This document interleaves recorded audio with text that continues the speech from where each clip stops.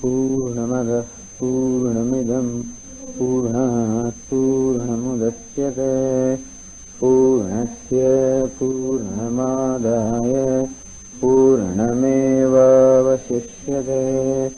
ॐ शान्ति शान्ति शान्तिः। श्रुतिस्मृतिपुराणानाम् आलयं करुणालयं नमामि भगवत्पाद शङ्करं लोकशङ्करं। शङ्करं शङ्कराचार्यं केशवं बादरायणं सूत्रभाष्यकृतौ वन्दे भगवन्तौ पुनः पुनः। ईश्वरो गुरुरात्मेति मूर्तिभेदविभागिने व्योमवद्व्याप्तदेहाय दक्षिणामूर्तये नमः। गुकारस्त्वन्धकारश्च तन्निवर्तकः अन्धकारनिरोधित्वात् गुरुरित्यभिधीयते। सदाशिवसमारम्भाम् शङ्कराचार्यमध्यमाम् अस्मदाचार्यपर्यन्ताम् वन्दे गुरुपरम्पराम्। The first verse of this text, which we also chant by way of prayer. Namah Shri Shankarananda Guru Padambujanmane Savilasa Mahamoha Grahagrasaika Karmane.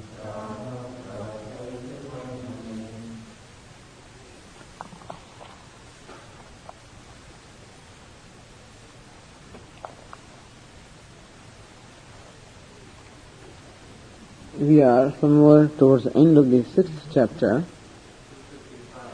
255. 254 is what we were discussing at the end, right?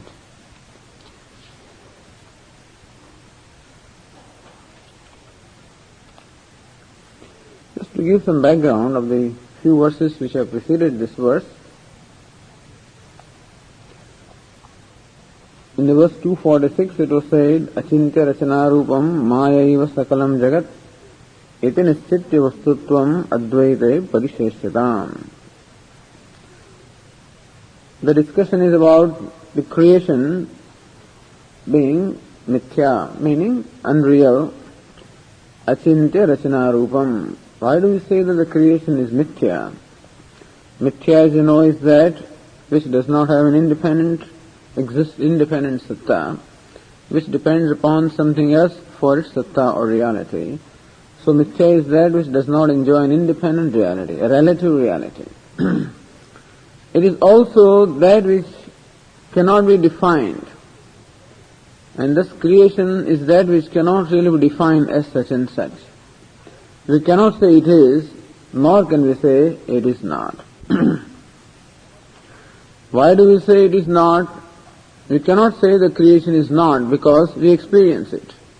And what is experienced cannot be said to be non-existent.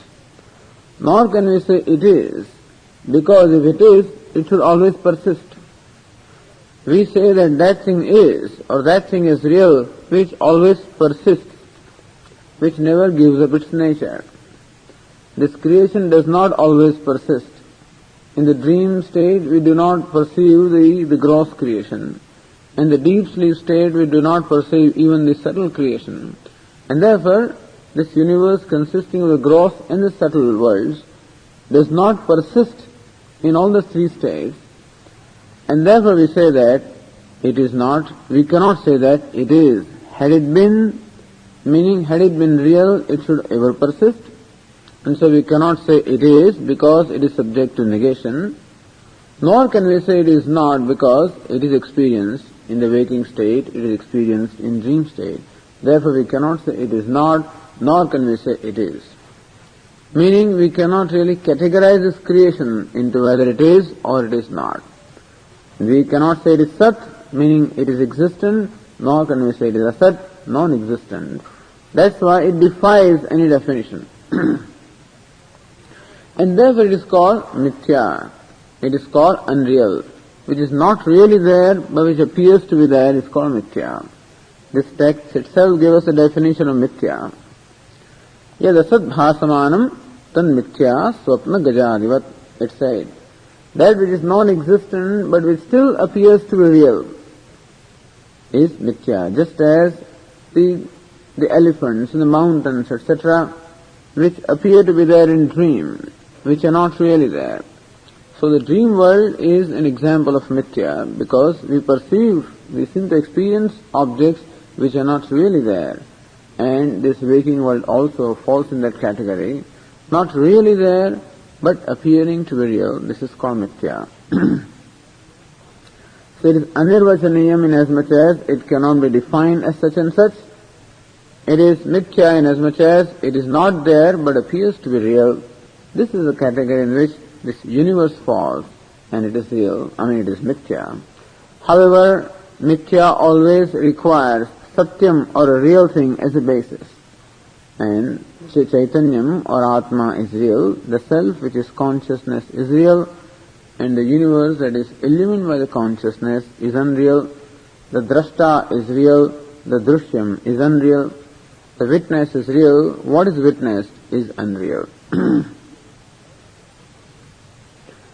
This is how one has to see this fact, one has to ascertain this fact, advaite parisheshyatam. And one sees that, and what happens, the point that is also made throughout is that the Advaitam or the non-dual is not opposed to Dvaitam. It is not that the Advaita is only in absence of Dvaita, meaning the non-dual is in the absence of duality. That is not so. Because the non-dual or the Atma is unopposed to everything, is unopposed to anything. It always persists. In presence of Dvaita also the Advaita persists, and when Dvaita is not there as in deep sleep, then also it persists, and that which ever persists alone is called real, and real is that which is not opposed to anything. Now the question is that even when we understand this, Punardvaitasya vatsu vastutvam bhadi chet, then the person asks him that in spite of understanding this, again and again we find ourselves giving reality to the world of duality. Then what should we do? Tatha punaha parishila. It is true that this samskara, so this habit of giving reality to the world are beginningless, and therefore they are so deeply rooted in our mind that in order to replace them by the knowledge that Brahma alone is real and that Jagat is unreal, it is going to require an effort. So we have the samskara of giving reality to the world, but that's how we are brought up. And so we give reality to whatever we perceive. And now having understood that what we perceive is unreal, but again and again our habit of giving reality to the universe, giving reality to the duality, that again and again takes hold of our mind, and therefore again and again we will have to assert this, that Atma alone is Satyam and Anatma is Mithya. This is Punaha Parishilaya. So this is also accepted that in order to gain an abidance in the knowledge, it is necessary that we have to erase the samskaras of duality, and that is going to require again and again bringing back this knowledge of the reality of Atma and the unreality of Anatma. Then he asks the question, Kiyantam kalam, how long should I do this? How long would it be necessary for me to practice this? This is a practice of what we call nididhyasanam. This is not the practice in terms of a meditation or upasana, worship, but this is nididhyasanam, again and again seeing the reality of the self and seeing the unreality of the non-self. Until the samskaras of giving reality to the self ultimately become so strong that they overpower the samskaras of giving reality to the non-self, until then this nididhyasanam must be performed. He says, Kiyantam kalam ittham vicharaniyam. How long do we have to do this? Aparoksha vidyapto vicharoyam samapyate. He says, until this knowledge becomes immediate and until you abide in this knowledge, until this thing becomes spontaneous. Knowledge is that which is spontaneous. So until there is a spontaneity in knowing that the self or consciousness is real and the dual creation which is perceived is unreal, until that becomes spontaneous. As spontaneous today is, for me, that this body is real or I am the body, or how spontaneously I take this creation to be real. So spontaneously when I know the creation to be unreal and know the self to be real, until then this nididhyasanam or this vichara abhyasa, the repetition must be performed. Kiyantam kalamidichet khedoyam dvaita isyatam. So why do we even have to ask this question? How long should I do that? Because what is the difficulty? Every time I see the mithyatvam of the universe, there is what we call a release. Because what is bondage is nothing but giving reality to the universe. And then alone it can become the cause of pleasure and pain. Then alone it can become the cause of happiness and unhappiness. And when I know something as mithya, it cannot cause me either happiness or unhappiness. Then I become free, because there cannot be raga or dvesha, either like or dislike for something that is mithya. There can be like and dislike for something which is real or which I consider to be real. There cannot be likes and dislikes for mithya. For example, we give the illustration of this apple. That when I am hungry and I see an apple there on a dining table, then I am attracted to it, I am tempted to eat it, I pick it up, and when I pick up, I find that this apple is only made of, it's a wooden apple and not a real apple. Although so beautifully made and painted that it looked like a real apple. So as long as I thought that the apple was real, so long it created in me a temptation to pick it up and to eat it. When I discover that it is not a real apple, it does not in any way create now a temptation, nor does it create a dislike for it. Not that I dislike that apple because it happens to be a wooden apple, nor do I have any temptation for it because I know it is wooden apple. The idea is, when I know a given thing is mithya, it cannot create in me either a like or a dislike for that. And therefore, to become free from likes and dislikes ultimately is to know the thing as mithya.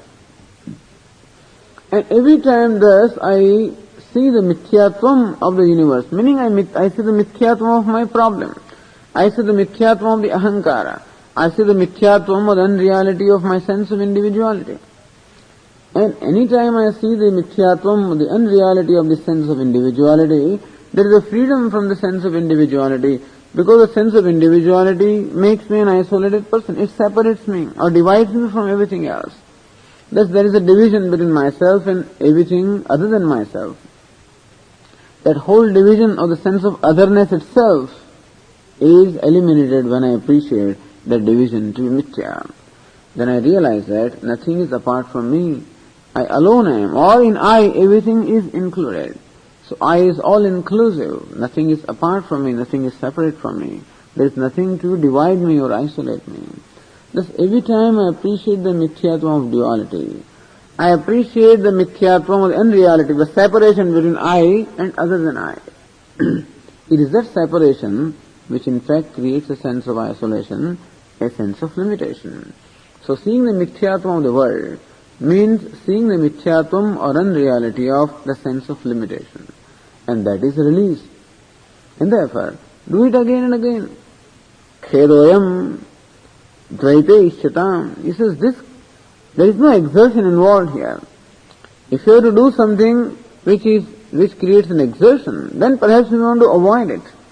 But this very vichara, or repeating this vichara, releases you from this difficulty, from the sense of limitation, and therefore it in fact creates a joy. So every time you see the mithyatvam of the universe, there is a release from individuality, there is a release from whatever problems it creates, namely sense of isolation or sadness and whatever. And therefore, there is no kheda, there is no exertion or unhappiness in this. And therefore, keep doing it. After all, when you love something, how long should I love it? So what does it matter? Since you love it, that means it's a source of joy. There is no question of how long should I do it. And therefore, you will love this very vichara, you will love this very seeing of mithyatvam of the universe, of the reality of the self. And therefore, advaite tu na yuktoyam. So, in seeing the Advaita, there is no question of kheda, there is no question of any exertion. Sarvanartha nivaranat. Because seeing the reality of the self releases you from all anartha, from all suffering. So every time I see the mithyatvam of the ahankara, understand mithyatvam of the universe or mithyatvam of duality ultimately means mithyatvam of ahankara. It's whenever Vedantin talks about the unreality of the world, it only means unreality of the problems of life. Because there is the unreality of the ahankara, the sense of individuality, which alone is the source of all the problems. And therefore it is unreality of the problems. That is what is meant by mithyatvam of the universe. And thus, every time I see the problem is unreal, that problem is gone. And therefore, it only surfaces the very joy which is my nature. And therefore, this question is out of place. How long should I continue to do this? That question really does not arise. That question will arise if that was difficult for you or there was some exertion or shrama in that. Then a question was asked that we find that even for a wise man, kshut pipasadayo drishtaha, that hunger and thirst and all such conditions remain even for a wise man. Yatha purvam mayi dished. If you say that in me, as before, even when I was ignorant, I felt hungry and thirsty. And after the wisdom also I continue to feel the hunger and thirst. In which case, how do you say, in what way has this knowledge helped me? So question is, what does the knowledge do? What sort of a change or transformation does it bring about? Does it make me free from this experience of hunger and thirst? Or what does it do? He says this experience of hunger and thirst continues because even after knowing the mithyatvam or the unreality of the universe, the perception of the universe continues.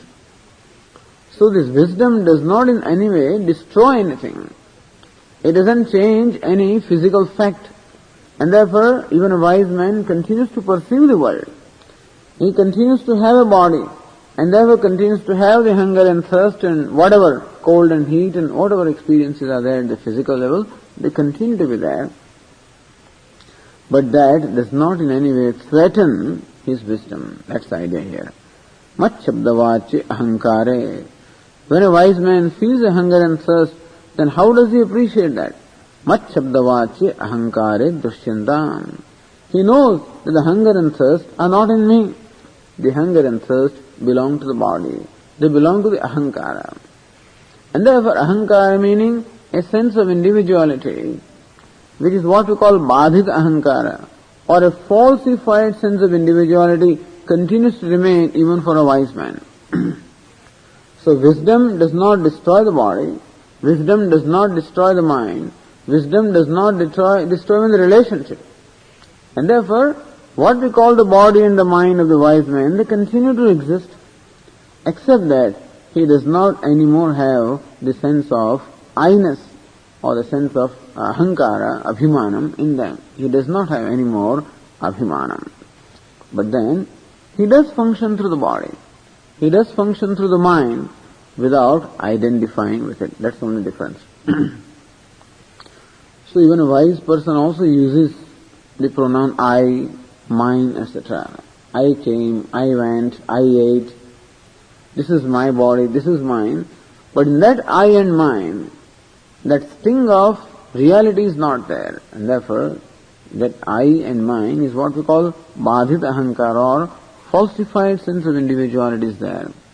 And so the hunger and thirst which are experienced for the wise man are known to belong to this ahankara and not to Atma. And with that knowledge, this hunger and thirst do not in any way create bondage in him.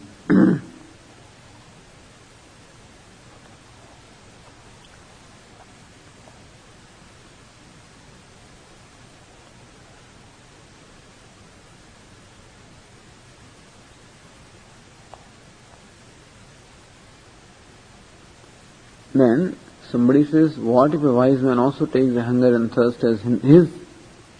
Chidrupevi prasajjeran tadatme adhyasato yadi madhyasam kuru kintum.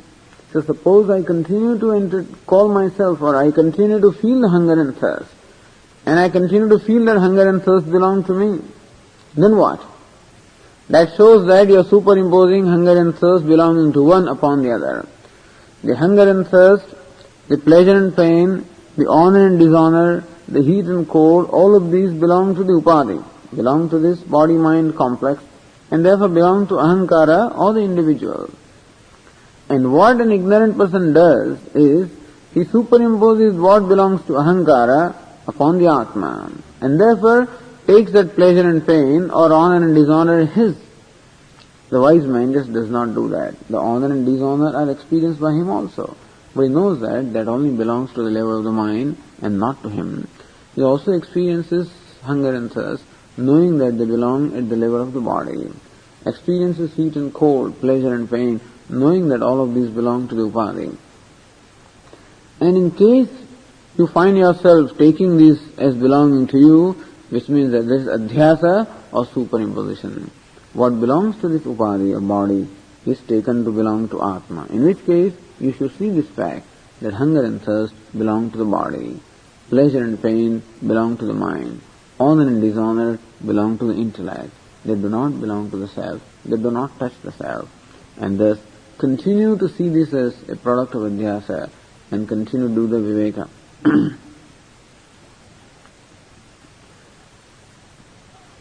He says, but this adhyasa does not go, this error that we commit seems to persist. Jhatityadhyasa ayati dhudavasanayet chet avartayet vivekam cha dhudam vasayitum sada. He says adhyasa, meaning the superimposition, comes back again and again. It's a practical difficulty. That having seen this, having gained the knowledge also, the habitual error is so powerful, is so deeply rooted, that again and again it comes back. Like the surface of water which is covered by a moss, and you remove that moss, and you see the water clearly, moment that effort goes away, that moss again covers the surface of water. And similarly also this past habit of taking this body, mind, etc. I is so deeply rooted that now and then the clarity comes and again that habit takes over. Avartayet vivekam cha dhudam vasayitum sada. The only effort is, the only thing to be done is again and again see the mithyatvam of the Dvaita, and again see the satyatvam of the Atma. Again and again see the ahankara, the sense of individuality, is false. See that it's a product of taking the anatma or the non-self as a self. And thus we constantly superimpose the non-self upon the self and the attributes of non-self upon the self. Can see this fact again and again. And that's the only way to become free from this habitual error of taking the ahankara as I.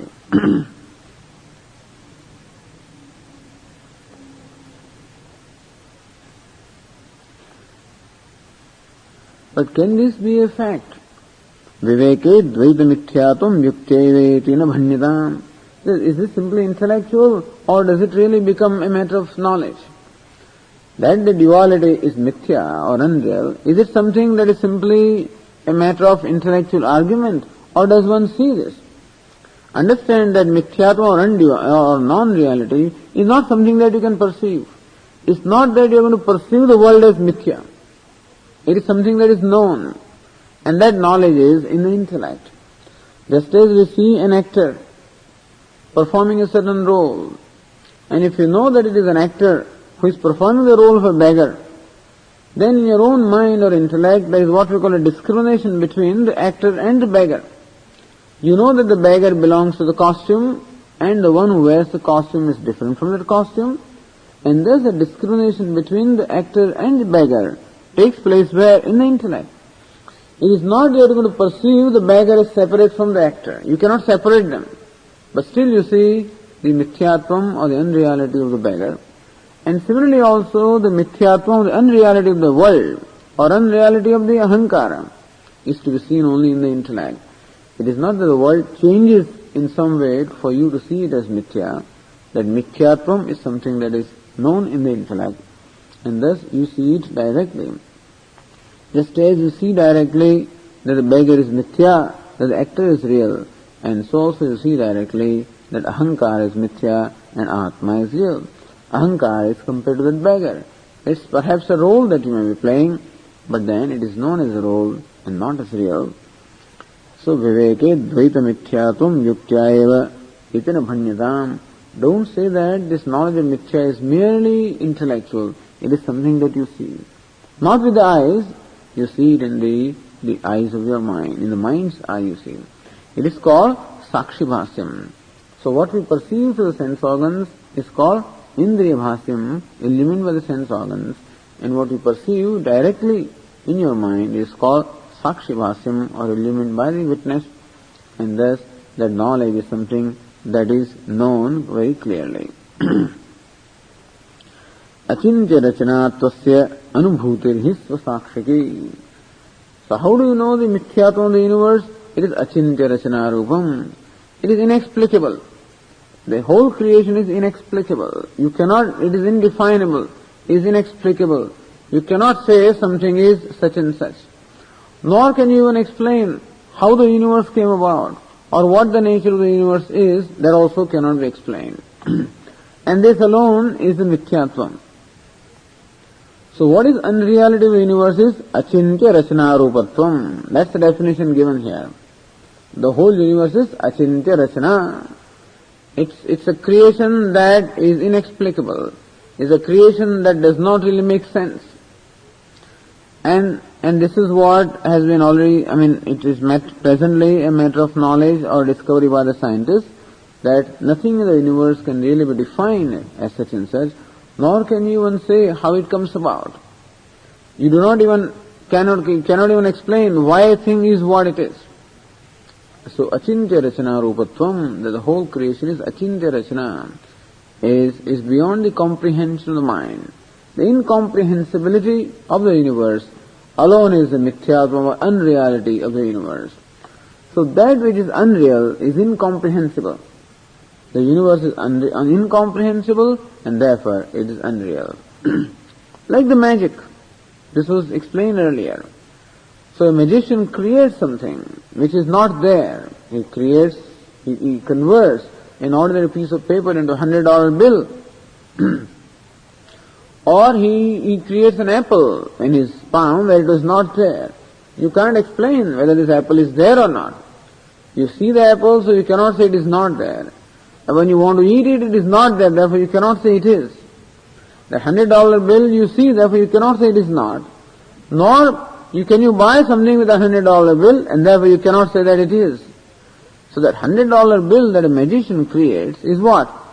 Is incomprehensible, meaning it cannot be defined as being there or not being there.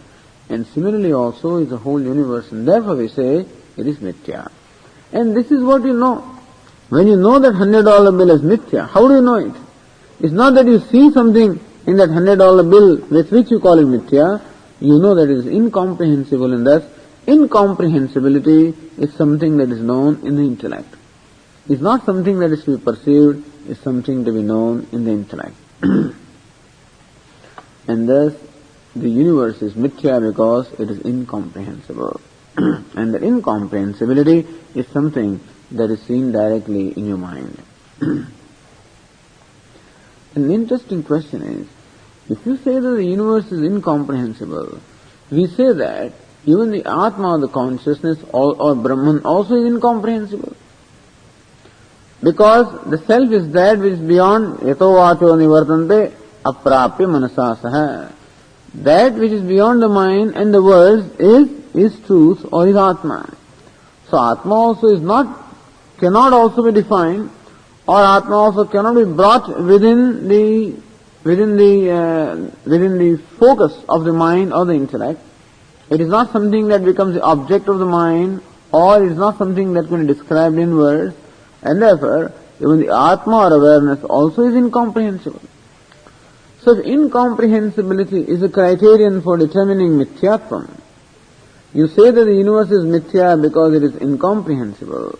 We say that Atma also is mithya because it is also incomprehensible. If incomprehensibility is a criterion for determining mithyatvam, then Atma also falls in that category.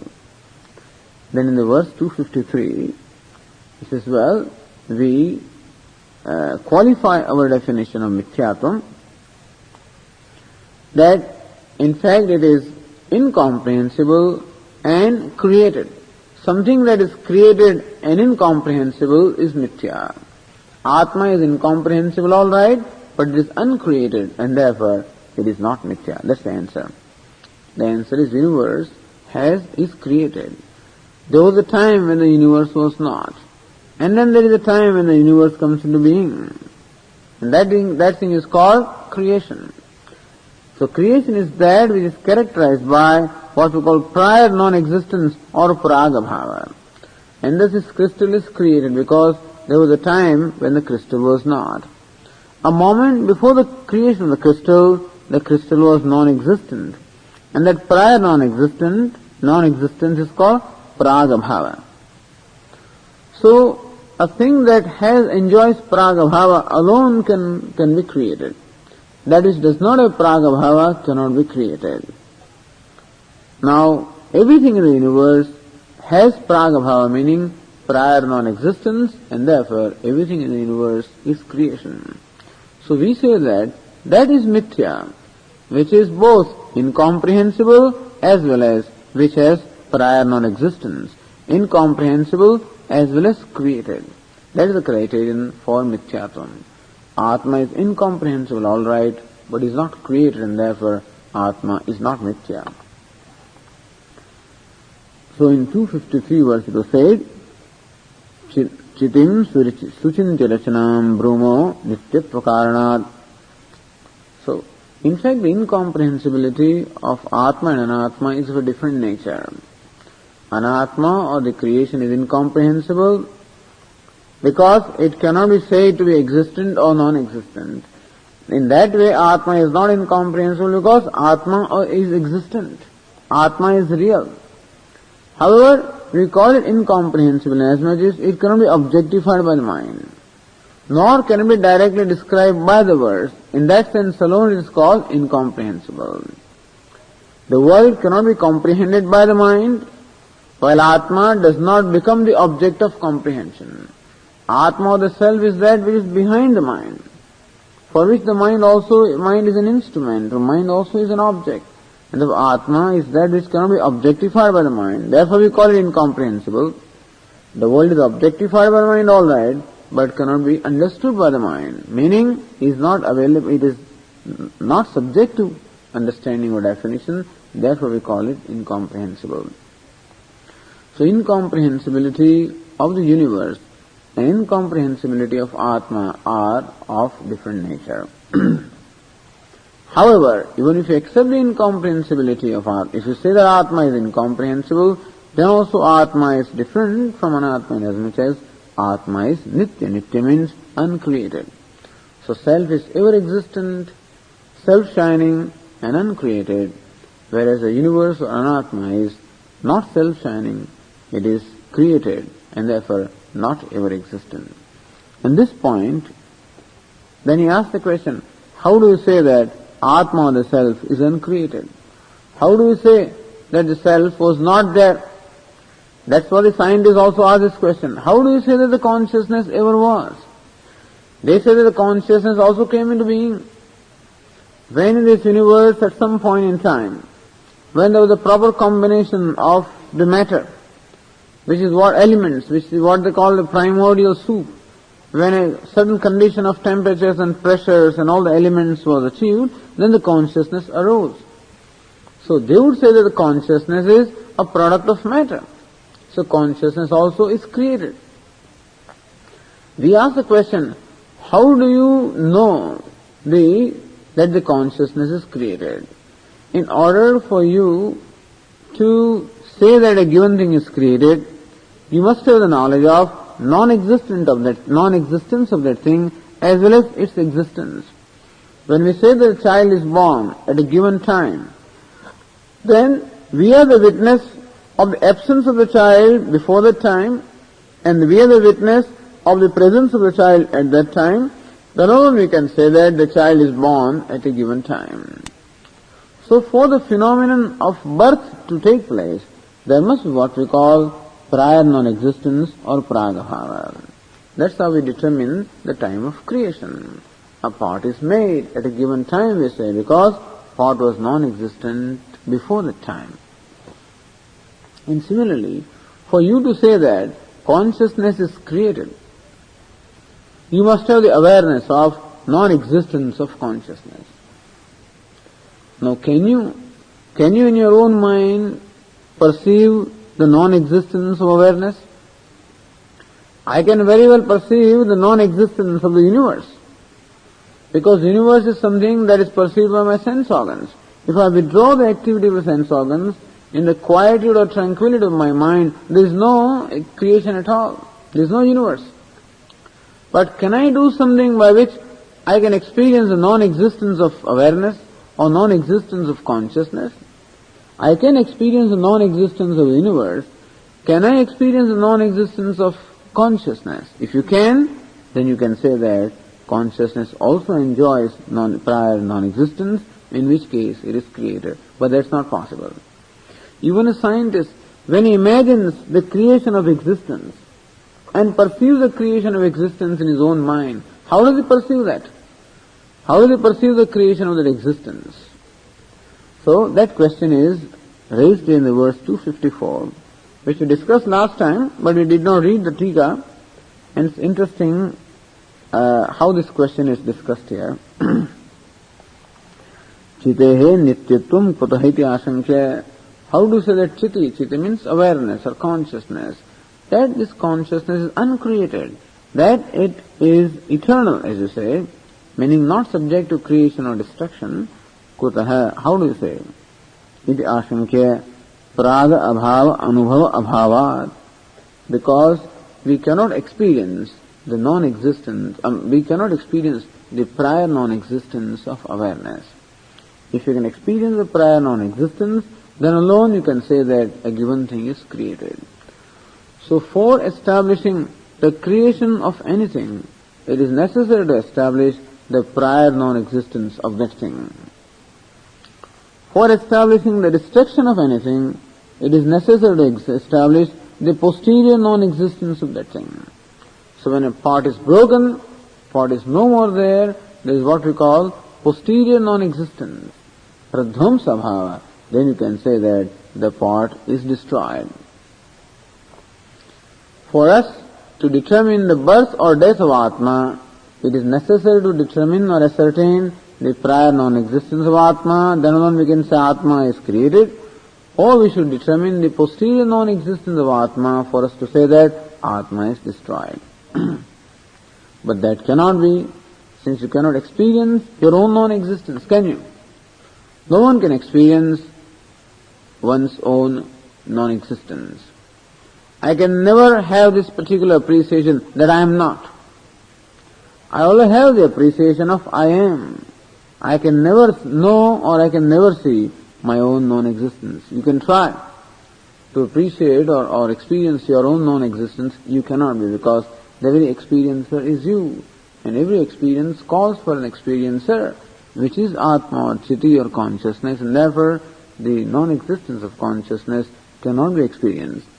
And therefore you cannot say that consciousness was not at a given time, and thus consciousness is uncreated.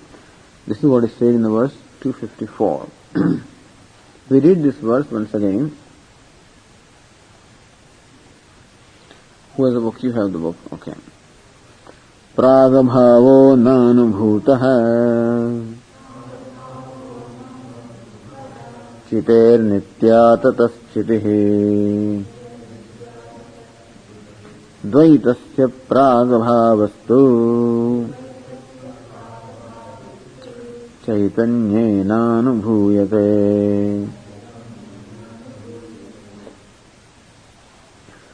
प्रागभावः न अनुभूतः चितेः। चितेः प्रागभावः न अनुभूतः। चितेः of the consciousness, प्रागभावः the prior non-existence, न अनुभूतः is not experienced, meaning the prior non-existence of consciousness is not experienced. Tatah chitihi nitya. Therefore we say that chitihi meaning awareness or consciousness or the self is nitya, it is uncreated. Nitya means eternal, but eternal means uncreated. That is uncreated also is not subject to destruction. So it is uncreated and therefore free from destruction, it is ever existent. Dvaitasya pragabhavastu. However, the pragabhava or the prior non-existence of dvaita or the duality, chaitanyena anubhuyate. The chaitanya or the atma experiences or witnesses or illumines rather the prior non-existence of duality, and therefore duality is created. Atma's non-existence cannot be experienced, therefore Atma is uncreated. In that sense, even though Anatma and Atma both are non-incomprehensible, but Anatma is created, therefore it is mithya. Atma is uncreated, and therefore it is not mithya. This is a way of arguing. But the idea is in this manner you can see you get the clarity of the distinction, the difference between the Atma and Anatma. And the Tikakara here explains, Yatah chitehe pragabhava nanubhutah tatah nityayati yojana. So this particular first line means that since we cannot experience the prior non-existence of chit or awareness, therefore we say that awareness is nitya or eternal or uncreated. Idamatra akutam. So this is the thought that is involved here. Now the question is, chitehe pragabhava asti iti vadan prashtavyah. The person who says that there is a prior non-existence of awareness, if someone says that awareness is created, consciousness is created, as a scientist may say, and they continue to say even today also, they say that in our brain on account of certain chemical combinations that the sensation or the awareness is created in the brain. So many people still take brain as Atma, and they say that the brain alone creates the awareness, and that is how you have the sensation in your body. And what happens in the brain? Certain chemical changes take place, and that is how the awareness is created. Alright? When you say that awareness is created or consciousness is created, so the person who says that the consciousness is something that is created, we have to ask this question to that person. Chit pragabhava kim chita anubhuvate uta anyena. Please answer this, that the absence of awareness, is it experienced by awareness or by someone else? The absence or non-existence of consciousness, because for you to say that consciousness is created, you must be able to perceive the non-existence of consciousness. Then, please tell us, the non-existence of consciousness, is it experienced by consciousness or by someone else? Na anyena, you cannot say that the non-existence or absence of awareness is experienced by something other than awareness, because everything other than awareness is inert. Awareness or self alone is the conscious being, and everything other than that is what? Inert or jada. Jada is that, inert is that which cannot experience, which cannot perceive. So na anyena tad anyasya jadatvena anubhavitratva anupattehe. Anything other than Atma or anything other than awareness is jada, means inert, and therefore it cannot become experiencer. An experiencer always must be a conscious being. I alone can experience emotions, I can experience pleasure and pain, I can experience different things, I can gain the knowledge. So nowhere the experiencer must necessarily be a conscious being. Everything other than Atma is inert, and therefore that jada or anatma cannot become experiencer, and therefore it cannot experience the absence of awareness. Very, very important to understand this. This question arises again and again. That Anatma cannot experience the absence of Atma because Anatma cannot be an experiencer, it is Jada. Alright. Then would you say that Atma experiences its own absence or non-existence? Will you say that Chiti or awareness alone experiences its own non-existence? Chita anubhavate vipakshe. Okay. When you say that it is awareness that experiences the non-existence or prior non-existence of awareness, kim chidantarena utasvenaiva. Is it that another awareness experiences the prior non-existence of this awareness, or that this awareness itself experiences its own non-existence? Question. So when you say that one experiences the non-existence of awareness, first question was, is it something other than awareness that experiences it? It cannot be, because what is other than awareness is inert, therefore it cannot experience. If you say awareness experiences the non-existence of awareness, is it another awareness experiencing the non-existence of one awareness, or this awareness itself experiencing its own non-existence? Please tell us. Na adhyah advaitavade chidantarasya abhavat. We cannot say that one awareness experiences non-existence of another awareness, because we do not accept the duality in awareness. We say that awareness is one alone. That alone is called Advaita, the non-duality. But there are those who accept the Atma, the self, as awareness, but they say that the selves are many. They accept the multiplicity of self, multiplicity of Atma. However, you cannot establish the multiplicity of awareness, because what is it that will separate one awareness from another awareness? Awareness is that which doesn't have any qualification, which is not bound in time or place, which does not have any boundary at all. And therefore, where is it where one awareness ends and the other awareness begins? For me to say that this awareness is different from another awareness, there must be a boundary line which confines this awareness to that boundary and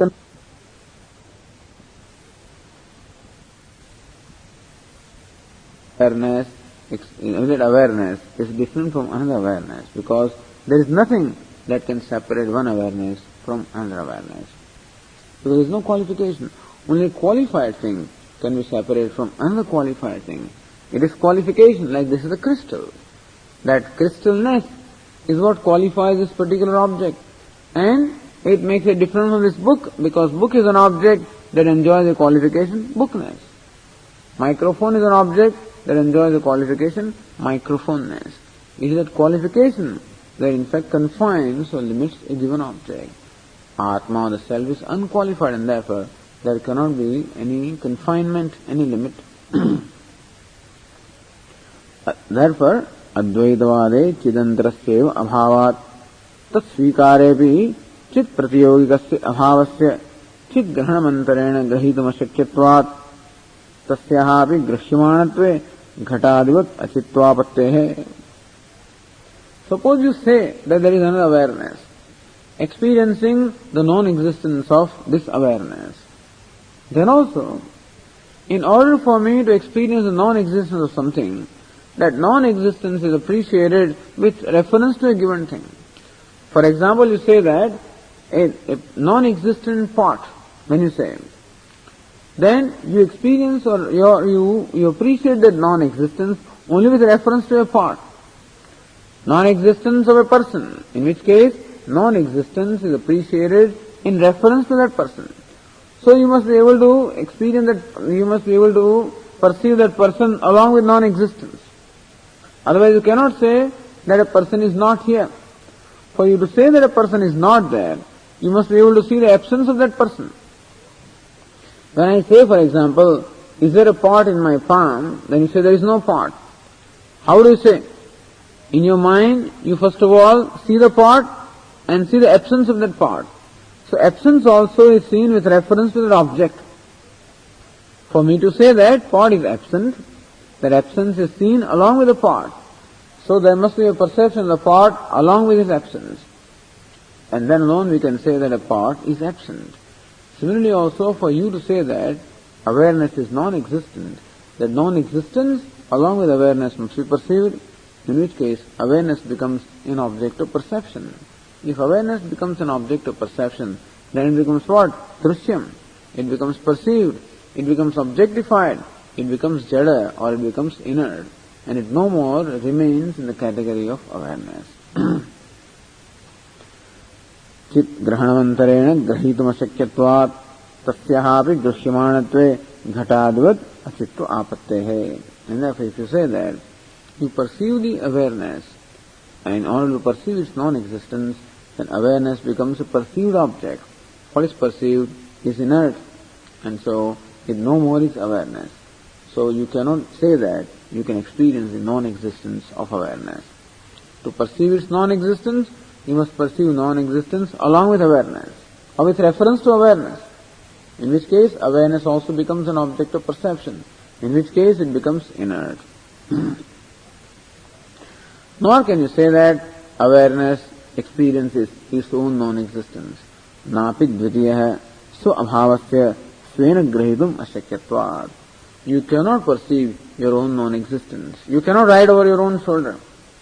Similarly also, one cannot perceive one's own non-existence. Is it possible for me to perceive that I am not? Nobody can ever say, I am not. For me to say I am not, that I must first be there.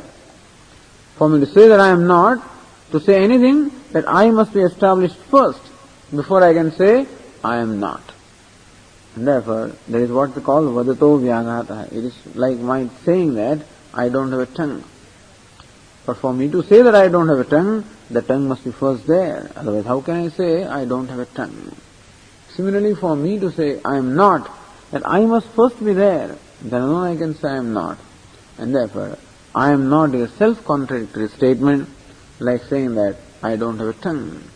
So like a statement, I don't have a tongue is self-contradictory, so also to say that I am not is self-contradictory. And therefore that I or awareness cannot become ever an object of perception, nor can anyone perceive the non-existence of I.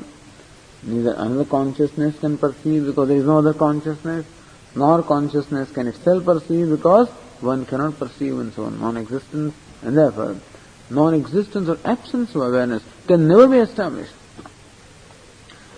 For you to perceive the creation of existence, you must see the absence of existence. For you to perceive creation of awareness, you must be able to perceive the absence of awareness. But to perceive the absence of awareness, that absence also is perceived in awareness. For me to perceive the absence of a part, awareness is required. For me to perceive the absence of awareness, awareness is required. And therefore, without awareness, no perception is possible. And so, absence of awareness can never become an object of experience. And therefore, you cannot establish it. You cannot establish non-existence or absence of awareness. Therefore, awareness is not uncreated. Therefore, it is nitya. And therefore, it is not mithya. So, awareness or Atma is not mithya. The universe is mithya. This is the whole idea. Even though both of them are incomprehensible in one way, still there is a great distinction. One is created, other is uncreated.